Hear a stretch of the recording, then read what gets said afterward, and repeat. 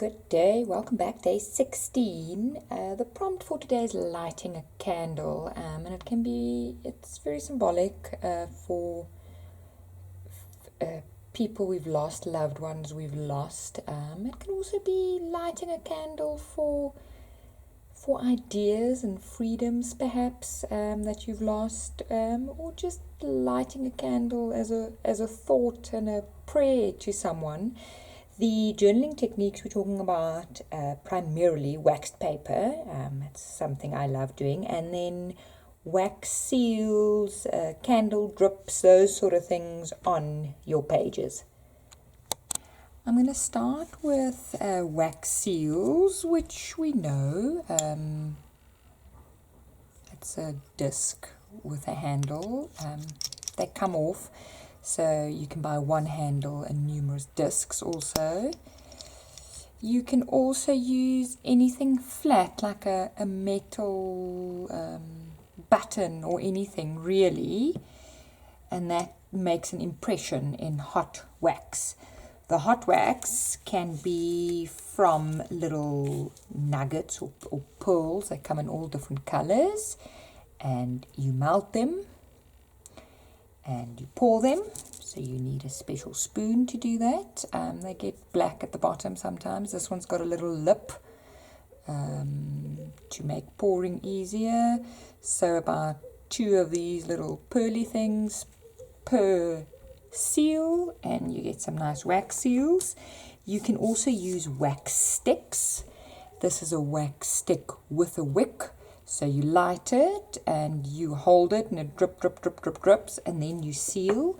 This is a wax stick without a wick, so you cut off chunks into your spoon, or you hold your spoon over a fire and you just mush this thing so that it melts and gives you wax. These are more like old-fashioned ones. You get red ones, like sealing wax that they used to do for post office letters and parcels. This is a local supply, and I'm going to call them out, Jack's Wax. Terrible quality. I had terrible results with this wax sticks. I contacted the customer service to ask whether I'd done something wrong, whether the results were the way they're supposed to be. They didn't even bother responding. So, not a fan. The easiest way is to just have a tea candle that's safe, and then your wood-handled spoon, because obviously the spoon does get hot. You can make a lot of wax seals ahead of time if you cast them on this Teflon sheet thing, or on marble, and then they peel off. It takes some practice to get it right, but also if they're sort of imperfect, it's not the end of the world.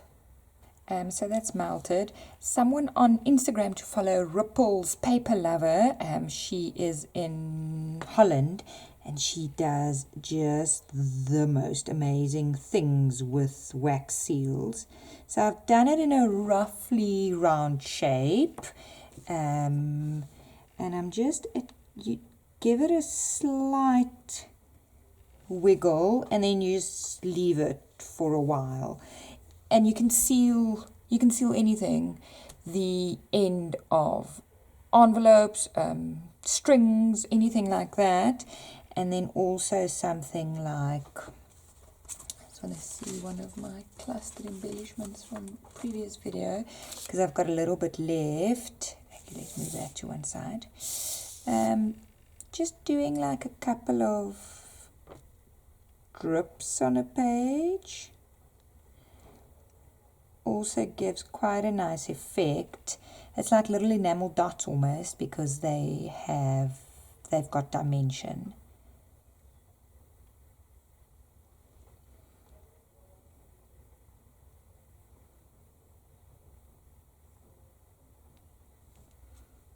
Something like that. And then they harden and they're stuck. I mean, you can peel them off if you really want to, but that's quite a nice look. I'm going to lift this off. So there you go.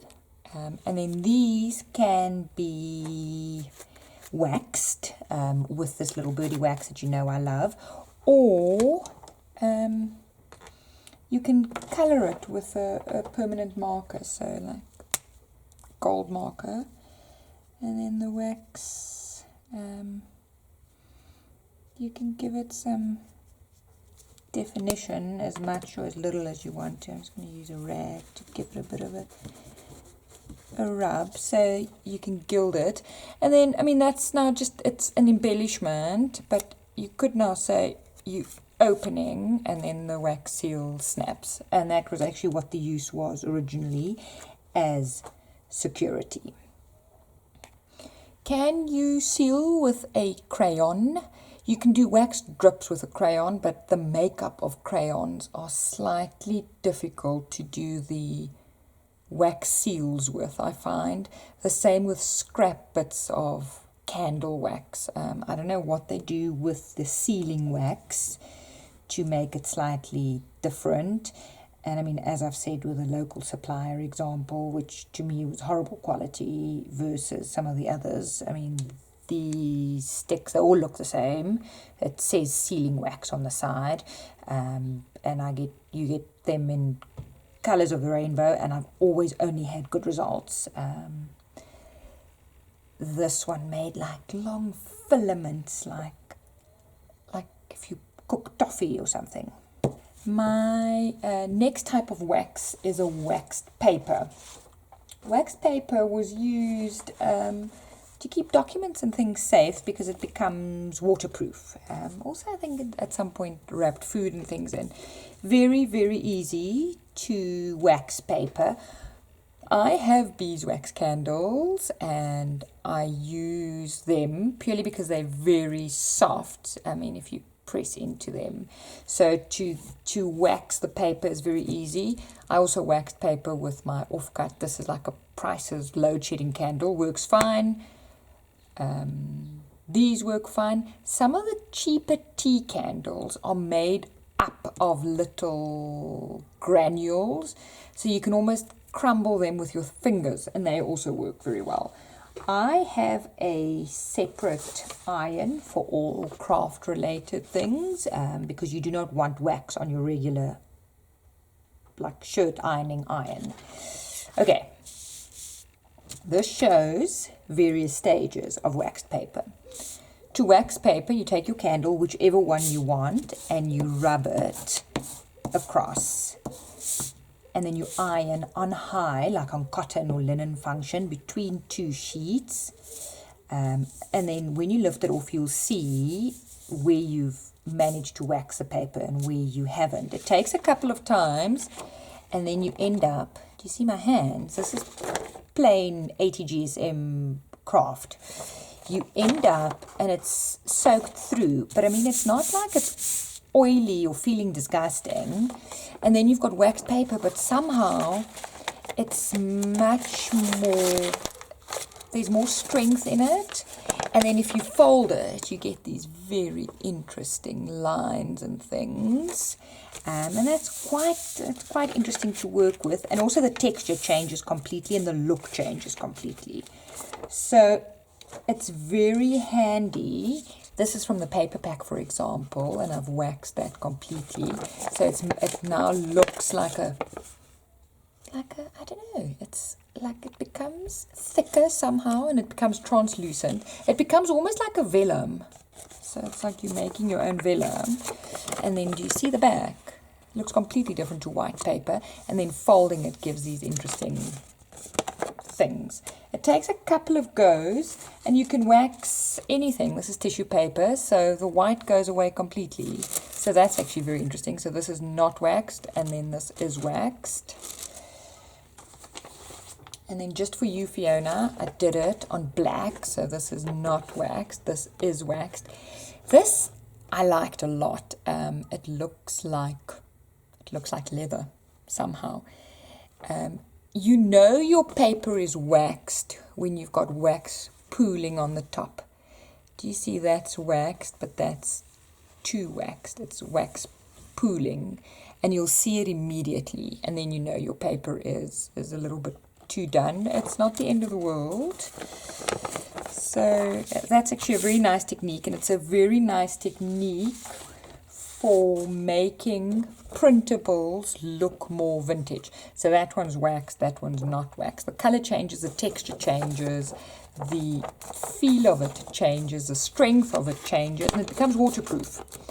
So it's quite an interesting thing to work with. You can wax fabric. This is fabric, it's a cotton. I've only ever done cottons. The thinner cottons work better, but this is like a curtaining, and it's completely bendable. You can fold like pockets and things from this. This is not food safe.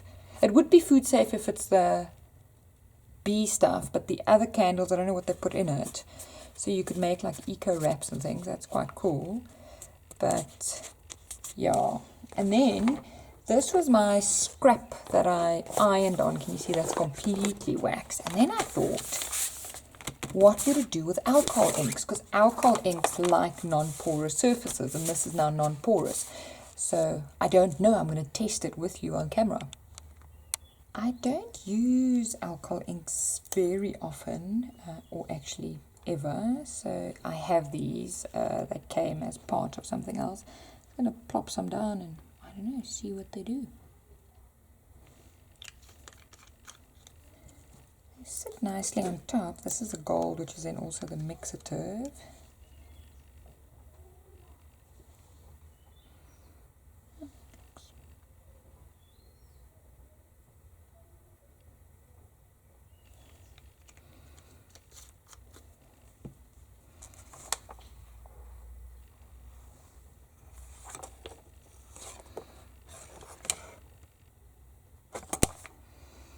That works fine. It's not going through. So for those of you who do play with alcohol inks and use alcohol inks for background, you can wax some papers and get some interesting effects, I think. I'm going to show you the inside of the envelope so you can see that the alcohol inks didn't go through. So, I mean, I have no idea what I'm doing with alcohol inks, so, but the wax paper keeps it. It's a sound barrier for it. You also get interesting effects with the distress sprays and things because the wax acts as a resist. So it's a nice medium to play around with. Let's make a page. I think in terms of journal covers, the wax paper is also quite a good cover to make because it's waterproof. Or if you have a page that you think you're going to do mixed media in, to have a wax paper handy for at the back if you don't have a acetate sheet or something like as a protector, something like that, perhaps. Or shall we say severely water resistant rather than waterproof. I'm using a background from the Ideas magazine. Looks a bit sad, but the colors are also good. This is the waxed paper, and if you crumple it, it stays three-dimensional. So if you use it as a pocket, there's depth. And then I'll use the black, which looks like leather or fabric, even though it's paper. Do you see I'm pulling on it? You can't tear it. The wax strengthens it. I'm going to do like a Victorian mourning band, just across the page. So it's like a belly band, but it's also symbolic of loss. Just for the record, this is StazOn ink, so you can still stamp on the waxed paper. You just need to have the correct product. I've stamped some wings, angel wings. For me, I'm lucky enough, the only loss that I have to deal with over Christmas time specifically is the loss of my sister, my very best friend. So obviously you feel it more acutely at times of celebrations and birthdays and all of those things. So yes. You can also write on the waxed paper with a permanent marker. So don't think that once you've made the paper, you can't use it. It just needs, as I said, the right products. This for me is now, of course, a more personal page, but if you wanted to make a frivolous page, I miss planning overseas holidays or whatever, that's also a loss. So, or just sending a prayer for someone is also fine. It doesn't need to be actual bereavement.